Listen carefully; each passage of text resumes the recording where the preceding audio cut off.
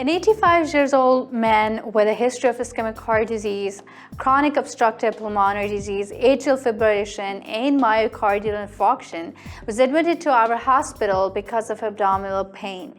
He was taking regular medications for all conditions, including warfarin for prevention of systemic embolism owing to atrial fibrillation.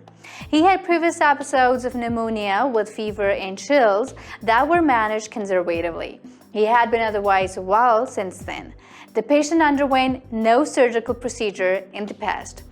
The abdominal pain was diffuse and severe. He denied shortness of breath and changes in eating or bowel habits. Physical examination revealed tenderness and distension of the abdomen and no palpable mass. On admission, elevated white blood cell count, 12,900, and C-reactive protein came out to be 32.48. All other laboratory data were within the normal limits. Computed tomography of the abdomen revealed a vaginal diverticulosis complicated by diverticulitis and abscesses in the mesentery, and coexisting sigmoid diverticulitis was found. Now, is there any need for further evaluation? Is surgery the only option of treatment? And which technique will you use if you go for surgical treatment? To know the answer for all these questions, let's study intestinal diverticula on sqadia.com.